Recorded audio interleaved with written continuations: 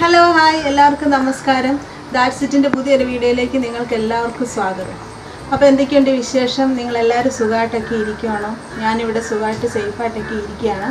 അപ്പോൾ നമുക്ക് എല്ലാവർക്കും അറിയാം ഇപ്പോഴത്തെ പ്രശ്നങ്ങളൊക്കെ ഇല്ലേ, നമ്മുടെ വയനാട്ടിൽ വലിയൊരു ദുരന്തം ഉണ്ടായിട്ടിരിക്കുകയാണ്. നമുക്കൊക്കെ ചെയ്തു കൊടുക്കാൻ പറ്റുന്ന കാര്യങ്ങളൊക്കെ നമുക്ക് അവർക്ക് വേണ്ടിയിട്ട് ചെയ്തു കൊടുക്കാം.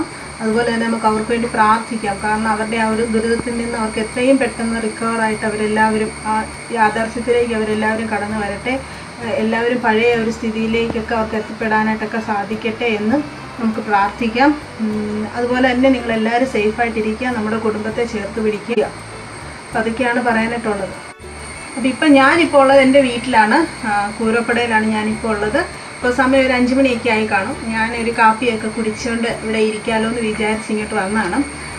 അപ്പോൾ മോനിപ്പോൾ നല്ല ഉറക്കമാണ്. അവന് ചെറിയൊരു പനിയുടേതായിട്ടുള്ളൊരു ലക്ഷണങ്ങളൊക്കെ കാണിച്ചു തുടങ്ങുന്നുണ്ട്. അപ്പോൾ അവന് നല്ല ക്ഷീണമൊക്കെ ആയിട്ട് അവൻ കിടന്ന് ഉറങ്ങുവാണ്. ഞാൻ വിചാരിച്ചു നിങ്ങളുമായിട്ട് കുറച്ച് നേരം ഒന്ന് സംസാരിക്കാമെന്ന് വിചാരിച്ച് ഞാൻ വന്നതാണ്. അപ്പോൾ ഇവിടെ കുറച്ച് അല്ലറ ചില്ലറ സംഭവങ്ങളൊക്കെ ഉണ്ട്. അപ്പോൾ ഒരു ഈവനിങ് വ്ളോഗായിട്ട് ഞാൻ നിങ്ങളുടെ അടുത്ത് വന്ന് ഈ കുറച്ച് കാര്യങ്ങളൊക്കെ നിങ്ങൾക്കൊന്ന് കാണിച്ചു തരാമെന്ന് വിചാരിച്ചിട്ടാണ് ഇപ്പോൾ വന്നിരിക്കുന്നത്. അപ്പോൾ ഇനി അധികം താമസിപ്പിക്കുന്നില്ല, ഞാൻ നിങ്ങളെ ഇവിടുത്തെയുള്ള കുട്ടി കാര്യങ്ങളൊക്കെ ഒന്ന് കാണിക്കാം. ബാ. അപ്പോൾ ആദ്യം എനിക്ക് നിങ്ങളെ കാണിച്ചു തരാനുള്ളത് ഞങ്ങളുടെ ഈ പറമ്പും പരിസരമൊക്കെയാണ് കേട്ടോ. ഇവിടെ കുറച്ച് ചെടികളൊക്കെ ഉണ്ട്, പിന്നെ കുറച്ച് കൃഷിയും കാര്യങ്ങളൊക്കെ ഉണ്ട്. ഈ മേളിലോട്ടൊക്കെ കൃഷിയും കാര്യങ്ങളൊക്കെ ഉണ്ടായിരുന്നു. ഈ കുറച്ച് കപ്പ, ഇഞ്ചി, ചേന, ചേമ്പ്, പിന്നെ വഴുതനങ്ങ, ഇങ്ങനത്തെ കുറച്ച് കൃഷിയും കാര്യങ്ങളൊക്കെ ഉണ്ടായിരുന്നു. ഇപ്പം അവിടെ ഒന്നും വാഴക്കൃഷിയായിരുന്നു ലാസ്റ്റ് ചെയ്തത്. ഇപ്പം ഒന്നുമില്ല. ഇപ്പോൾ കുറച്ച് ഇഞ്ചിയും കാര്യങ്ങളൊക്കെ മാത്രമേ ഉള്ളൂ. ഇത് കണ്ടോ, നമ്മുടെ പാവലിൻ്റെ തൈയാണ്. പപ്പ കൃഷി ചെയ്യാൻ വേണ്ടിയിട്ടൊക്കെ ഇവിടെ റെഡിയാക്കി വെച്ചേക്കുവാണ്. ഇത് നഴ്സറിയിൽ നിന്ന് വാങ്ങിച്ചിങ്ങനെ വെച്ചിരിക്കുക. അത് മുളപ്പിച്ചൊക്കെ വെച്ചിരിക്കുന്നതേ ഉള്ളൂ. പാവലിൻ്റെ തൈ. ഇനി ഞങ്ങൾ പാവയ്ക്കൊക്കെ കഴിച്ച് നല്ല ആരോഗ്യ സമ്പുഷ്ടരായിട്ട് ഇവിടെ ഇരിക്കും. പിന്നെ ഇതെന്തോ ഈ ചെടിയുടെ പേര് എനിക്കറിയത്തില്ലേ, പക്ഷേ ഇത് എന്തോ ഇൻഡോർ പ്ലാന്റ് ആണെന്നാണ് പറഞ്ഞത്. അപ്പം ഞാൻ എൻ്റെ അനിയനോട് ചോദിച്ചു, നീ എന്തിനാണ് ഇത് വെളിയിൽ വെച്ചിരിക്കുന്നത്? അപ്പം പറഞ്ഞ് ഇൻഡോർ ആണ്, വേണമെങ്കിൽ നമുക്കിത് ഔട്ട്ഡോറിലും വെക്കാമെന്ന് പറഞ്ഞു. ഇതിനകത്ത് എന്തോ ചെറിയ ഈ വളമാണോ അതോ കല്ലാണോ, എന്തോ വളമൊക്കെ ഇട്ടിട്ടുണ്ട് കേട്ടോ. എന്ത് ചെടിയാണെന്ന് അറിയത്തില്ല. അപ്പോൾ ഇത് ഞങ്ങളുടെ വീട്ടിലെ പുതിയ താരമാണ്. പിന്നെ ഞങ്ങൾക്ക് ഇതേ ഇവിടെ ഒരു മുല്ലയുണ്ട്. ഈ മുല്ല ഈ പ്രാവശ്യമാട്ടോ ആദ്യമായിട്ട് പൂക്കുന്നത്. കുറേ വർഷമായിട്ടൊക്കെ ഇവിടെ നിൽക്കുന്ന മുല്ലയായിരുന്നു. ഇപ്പോഴാണിത് പൂക്കുന്നത്. പിന്നെ ഇതിനകത്ത് ഇത് ഞങ്ങൾ വിചാരിച്ചിരുന്നത് എന്താണെന്നോ, നമ്മുടെ റംബൂട്ടാനാണെന്ന് വിചാരിച്ചിരുന്നതാണ്. പക്ഷേ പൂ ഉണ്ടായപ്പോഴാണ് അറിഞ്ഞത് ഇത് ചെത്തിയാണെന്ന്. ഇതിൻ്റെ ഇല കണ്ടപ്പോൾ ഞങ്ങൾക്ക് ആദ്യം ചെത്തിയാണെന്ന് മനസ്സിലായില്ല. അപ്പം ഞങ്ങളിവിടെ എപ്പോഴും റംബൂട്ടാൻ്റെ തൈ നട്ടിട്ടുണ്ടായിരുന്നു. അപ്പം ഞങ്ങളുടെ വിചാരം ഇത് റംബൂട്ടാൻ മരമാകും, റംബൂട്ടാൻ കിട്ടും എന്നൊക്കെ വിചാരിച്ചിരുന്നതാണ്. ഇപ്പോൾ ഇവിടെ ഇതാ ഒരു കുല ചെത്തിയാണ് ഞങ്ങൾക്ക് ഇതിൽ നിന്ന് കിട്ടിയിരിക്കുന്നത്.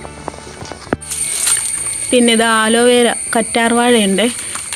ഇത് കുറേ ഉണ്ടായിരുന്നു കേട്ടോ. അപ്പുറത്തെ മുറ്റത്ത് ഇതിൻ്റെ കുറേ നിൽപ്പുണ്ട്. ഇതിൻ്റെ ചെറിയൊരു തയ്യോ എന്തോ സംഭവം കൊണ്ട് വെച്ചതാണ്. പക്ഷേ ഇപ്പോൾ ഇത് നിറച്ചുണ്ടായിട്ടുണ്ട്. ഇപ്പം അവിടുന്ന് പറിച്ച് ഞങ്ങൾ വേറെ ഭാഗത്തൊക്കെ ഇങ്ങനെ വെച്ച് പോവാം.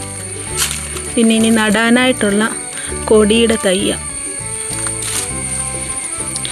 പിന്നെ ഇതാ ആളൊഴിഞ്ഞ പൂരപ്പറമ്പ് പോലെ ഞങ്ങളുടെ ബോഗൻവില്ല. എന്തോരം പൂക്കളുണ്ടായിരുന്നറിയാം, നിറച്ച് പൂത്ത് കാച്ചു നിന്ന ഞങ്ങളുടെ ബോഗൻവില്ല ഇപ്പോൾ ഒന്നുമില്ല, വീണ്ടും തളിർത്തൊക്കെ വരുന്നുണ്ട്.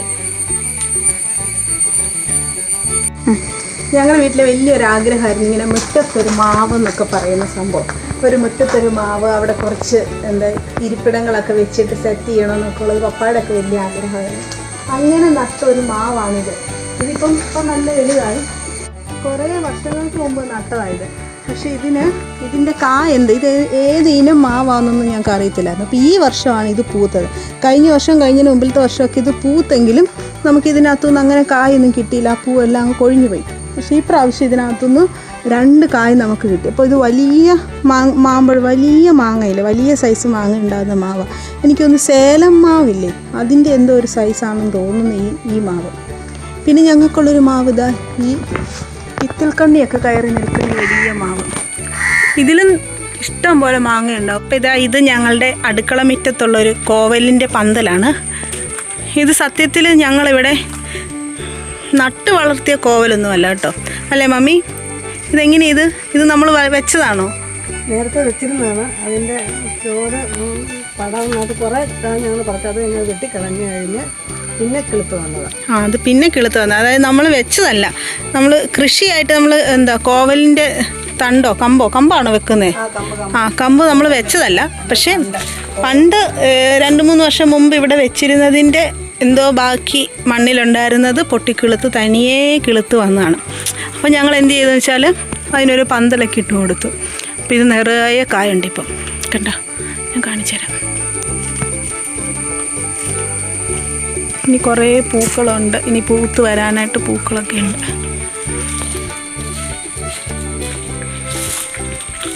പിന്നെ ഇത് അപ്പുറത്തെ പറമ്പിലുള്ളതൊക്കെ കൃഷിയാണ്. കപ്പയുണ്ട്, പിന്നെ പയറ്, വഴുതനങ്ങ, അങ്ങനെ കുറേ സംഭവങ്ങളൊക്കെ ഉണ്ട്. പക്ഷേ അതൊന്നും ഞങ്ങളുടെ അല്ല. പിന്നെ ഇതാ നമ്മുടെ വാഴത്തോട്ടം. ഞാൻ പറഞ്ഞില്ലേ ആ പറമ്പിൽ കഴിഞ്ഞ വർഷമൊക്കെ ലാസ്റ്റ് വാഴയാണ് നട്ടതെന്ന്. അതിൻ്റെ ബാക്കി കുറച്ച് വാഴയാണിത്. പിന്നെ ഇവിടെ ഈ 6 മാസ കപ്പയെന്ന് പറഞ്ഞൊരു സംഭവമുണ്ട്. നിങ്ങൾക്ക് എല്ലാവർക്കും അറിയാമെന്ന് എനിക്കറിയത്തില്ല. 6 മാസം കൂടുമ്പോൾ 6 മാസം കൂടുമ്പോൾ നമുക്ക് പറിക്കാൻ പറ്റുന്ന കപ്പ. അതിവിടെ കുറച്ചുണ്ടായിരുന്നു. അതിപ്പോൾ ഇല്ല, അതെല്ലാം കളഞ്ഞിട്ടാണ് ഇങ്ങനെ വാഴ നട്ടത്. കുറച്ച് മുമ്പ് ഞാൻ പറഞ്ഞില്ലേ ഇവിടെ കുറച്ച് പച്ചക്കറിയും കാര്യങ്ങളൊക്കെ ഉണ്ടായിരുന്നെന്ന്. അതിൻ്റെ ശേഷിപ്പുകളാണ് കേട്ടോ ഇതൊക്കെ.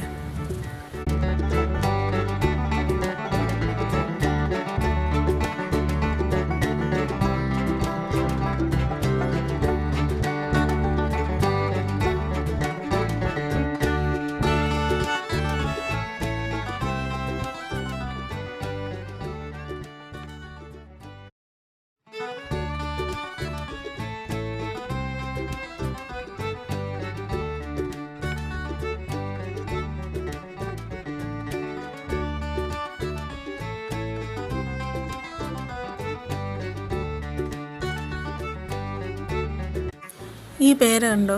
ഇതെവിടെ നിന്ന് വളർന്നു വന്നിരിക്കുന്നറിയോ? ഞാൻ കാണിച്ചു തരാവേ.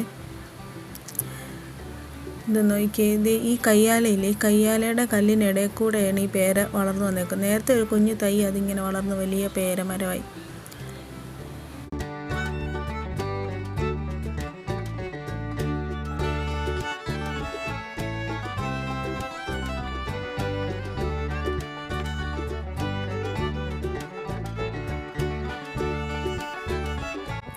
ഇതേതോ ഒരു പ്രത്യേക ഇനം തെങ്ങാണ്. ഇതിന് പൊക്കം ഇത്ര വെക്കത്തുള്ളൂ. അപ്പോൾ നമുക്കിങ്ങനെ കൈ നീട്ടി തേങ്ങയൊക്കെ പറിച്ചെടുക്കാൻ പറ്റും.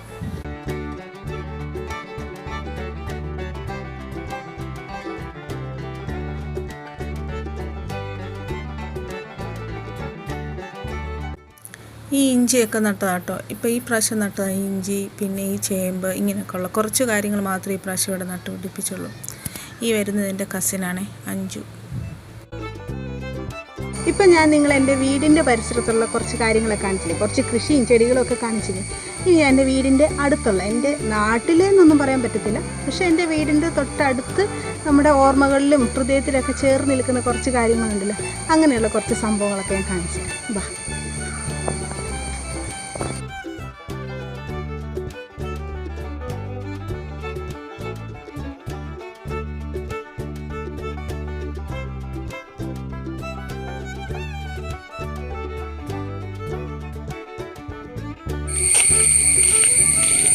നിങ്ങൾ ഈ കാട്ടുപയർ കണ്ടിട്ടുണ്ടോ? ഇതിൽ പയറൊന്നും അങ്ങനെ ഉണ്ടാകത്തില്ല. പയർ ഇങ്ങനെ വള്ളിച്ചെടി പോലെ ഇങ്ങനെ കിടക്കുന്നുണ്ട്. ഇവിടെ കുറേ ഇടത്തുണ്ട്. ഇവിടെയുള്ള പല പറമ്പുകളിലും ഈ റബ്ബർ തോട്ടങ്ങളിലൊക്കെ കൂടുതലായിട്ട് ഇങ്ങനെയുള്ള ഈ കാട്ടുചെടി പോലെ ഇങ്ങനെ പരന്ന് കിടക്കുന്ന ഇങ്ങനെ പയറുകൾ കാണാം കേട്ടോ.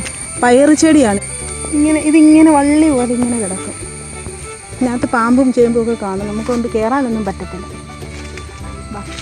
ഇനി നമുക്ക് കാണാനായിട്ട് പോകുന്നത് ഞങ്ങളിവിടെ വർഷങ്ങളായിട്ട്, പണ്ട് കുറേ വർഷങ്ങൾക്ക് മുമ്പുണ്ടായിരുന്ന ഒരു പാറമടയുണ്ട്.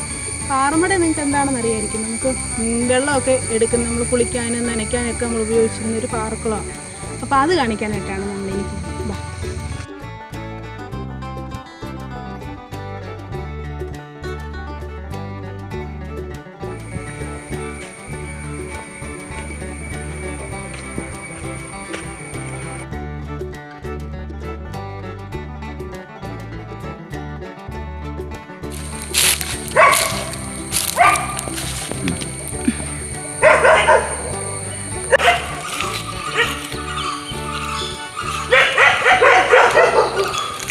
ഇതാണ് ഞാൻ പറഞ്ഞ പാറക്കുളം. ഇതിൻ്റെ ഭീകരതയൊക്കെ എടുക്കണം.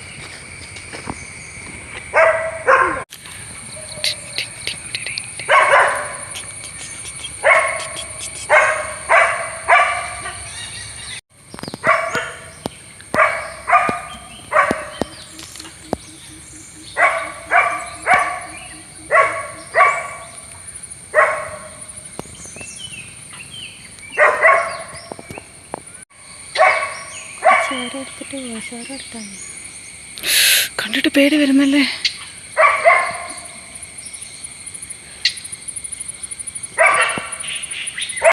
പണ്ട് നമുക്കൊക്കെ വേനലാകുമ്പോൾ വെള്ളമെല്ലാം പറ്റുമല്ലോ. അപ്പോൾ വെള്ളം പറ്റിക്കഴിയുമ്പോൾ ഞങ്ങൾ ഈ പ്രദേശത്തുള്ള എല്ലാ ആൾക്കാരും ഭയങ്കര പട്ടിയുടെ ശല്യം. ഈ പ്രദേശത്തുള്ള എല്ലാ ആൾക്കാരും ഇവിടെ വന്നിട്ടാണ് തുണി അലക്കുന്നതും കുളിക്കുന്നതും എല്ലാം. അപ്പം ഇതിപ്പോൾ കുറച്ചുകൂടെ വെള്ളം ഇങ്ങനെ നന്നായിട്ട് കയറി കിടക്കുക. പക്ഷെ നമുക്ക് കുറച്ചുകൂടെ അകത്തോട്ട് വഴിയുണ്ടായിരുന്നു, കുറച്ചുകൂടെ ഉള്ളിലോട്ട് ഇറങ്ങാമായിരുന്നു. നല്ല വെള്ളമാണ്. ഇപ്പോൾ എനിക്ക് തോന്നുന്നു ഇപ്പോൾ കുറേ വർഷമായിട്ട് ഇവിടെ ആരും അലക്കാനും കുളിക്കാനൊന്നും വരുന്നില്ല. ഇവിടെ മീനൊക്കെ വളർത്തുന്നുണ്ടായിരുന്നു. ഇപ്പോൾ അതുണ്ടോയെന്ന് എനിക്കറിയത്തില്ല. ഇപ്പോൾ ആ കാട് പിടിച്ചൊക്കെ കിടക്കുക. നല്ല ആഴമുള്ളതാണ് കേട്ടോ, നമ്മൾ പ്രതീക്ഷിക്കുന്നതിലും ആഴമുള്ളതാണ്. ആരും അങ്ങനെ ഇതുവരെ അപകടത്തിലൊന്നും ഇവിടെ പെട്ടിട്ടൊന്നുമില്ല. പക്ഷെ നല്ല തെളിഞ്ഞ വെള്ളമായിരുന്നു ഇവിടെ. നമ്മളൊക്കെ വൈകുന്നേരങ്ങളിലൊക്കെ തുണി അലക്കുക, ശനിയാഴ്ച ദിവസമൊക്കെ പ്രത്യേകിച്ച് ബക്കറ്റിനകത്ത് തുണിയൊക്കെ ആയിട്ട് ഇപ്പം നിങ്ങൾ കണ്ട വഴിയിലൂടെയൊക്കെ ഇങ്ങനെ ഇറങ്ങി വന്ന് ഇവിടെ കുറേ കല്ലുകളൊക്കെ ഉണ്ടായിരുന്നു. തുണി അലക്കുന്ന കല്ലുകളൊക്കെ അവിടെ ഇപ്പോഴും ഉണ്ട്. ഇതെല്ലാം ചാണകമാണ്, സൂക്ഷിച്ച് വരണം. ഇതൊരു അലക്കുകല്ലായിരുന്നു. ഇവിടെയൊക്കെ അലക്കുന്ന കല്ലൊക്കെ ഉണ്ടായിരുന്നു. പിന്നെ ഇവിടെയൊക്കെ അലക്കുകല്ലുകളൊക്കെ ഉണ്ടായിരുന്നു. അവിടെയൊക്കെ ഞങ്ങൾ തുണി അലക്കും, കുളിക്കും. കുറേ തുണിയൊക്കെ അലക്കി ഇവിടെയൊക്കെ ഉണക്കാനൊക്കെ ഇട്ടിട്ട് കുളിച്ചൊക്കെയായിരുന്നു വീട്ടിൽ പോകുന്നത്. ഒരു നൊസ്റ്റാൾജിയായിരുന്നു കേട്ടോ. വേനൽക്കാലത്തെ അവധി സമയത്ത് ഞങ്ങളുടെ സ്ഥിരം സ്ഥലമായിരുന്നു ഇത്.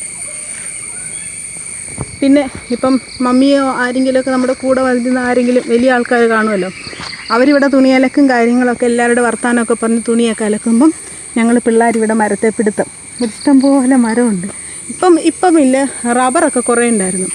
ഇപ്പം അങ്ങനെ അല്ലാത്ത കാട്ടുമരങ്ങളൊക്കെയാണ്. അപ്പോൾ റബ്ബറൊക്കെ ഇങ്ങനെ ഇടവിട്ടുണ്ടായിരുന്നപ്പം ഞങ്ങളിവിടെ മരത്തെ പിടുത്തം കളിക്കുമായിരുന്നു. ഒരു മരത്തിൽ നിന്ന് അടുത്ത മരത്തിലോട്ടുള്ള ഓട്ടപ്പിടുത്തമൊക്കെ.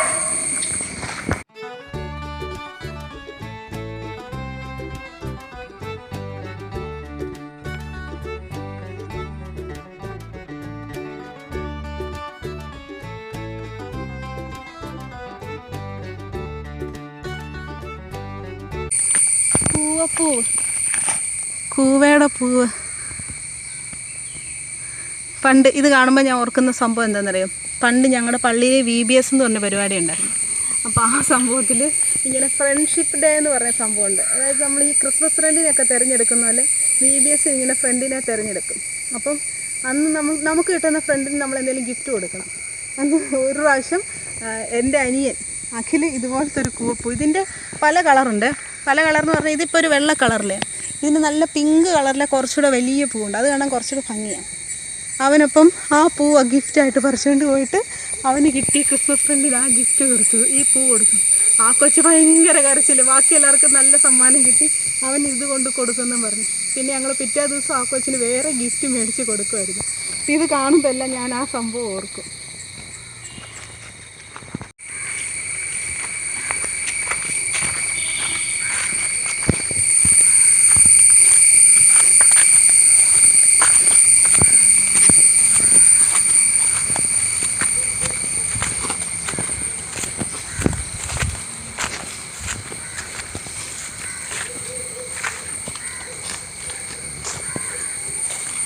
ഇതെന്താണെന്നറിയോ?